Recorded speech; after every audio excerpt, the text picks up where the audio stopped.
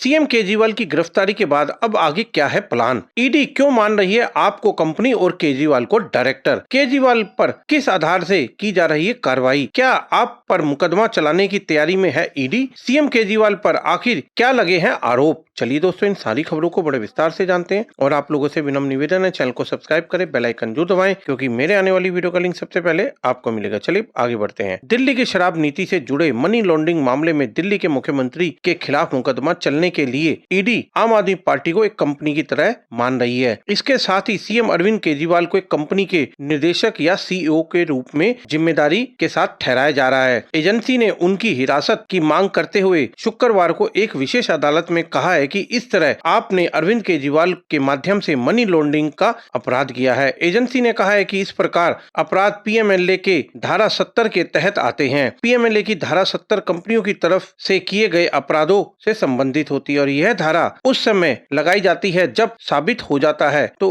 उल्लंघन किसी कंपनी के निर्देशक, प्रबंधक, सचिव या किसी अन्य अधिकारी की सहमति या मिलीभगत से हुआ है या उसकी ओर से किसी भी उपेक्षा के कारण है। ईडी ने कहा है कि ऐसे में निर्देशक या अधिकारी को भी उल्लंघन का दोषी माना जाएगा। इसमें अधिनियम के तहत उनके खिलाफ कार्रवाई की जाएगी और दंडित किया भी जाएगा। आपके कोषाध्यक्ष एनडी गुप्ता, एक प्रमुख चार्टर्ड अकाउंटेंट, उन्हें हाल ही में दूसरे कार्यकाल के लिए राज्यसभा के लिए नामांकित किया गया था और गुप्ता ने ईडी के जांच अधिकारियों के सामने कहा था कि अरविंद केजरीवाल राष्ट्रीय संयोजक, मुख्यमंत्री और सरकार का मुखिया होने के नाते पार्टी के फैसले लेते हैं, साथ ही नीतियां भी तय करते हैं। ईडी का मत है कि आपको कठोर पीएमएलए के तहत मुकदमा चलाने वाला पहला राजनीतिक संगठन बनाना चाहिए। ईडी ने के अनुसार पीएमएलए का प्रावधान अपराध की आय के बराबर संपत्तियों की कुर्की का प्रावधान करता है। साथ ही इसमें चुनाव आयोग की ओर से कार्रवाई भी की जा सकती है। एजेंसी ने स्पष्ट किया है कि कंपनी का अर्थ किसी भी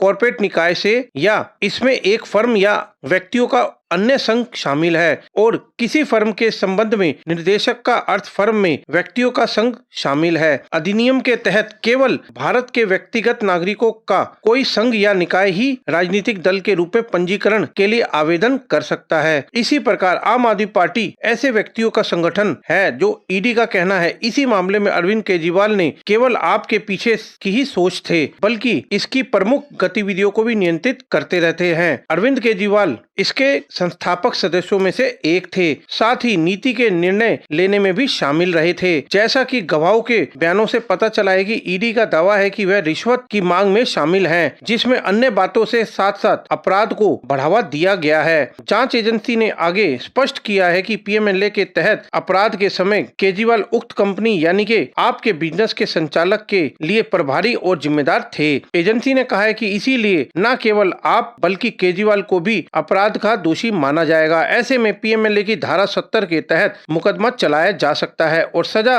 मिल सकती है। और ईडी के अनुसार केजरीवाल की पीएमएलए के उल्लंघन के बारे में पता था। उन्होंने इस तरह के उल्लंघन को रोकने के लिए कोई प्रयास किया ही नहीं।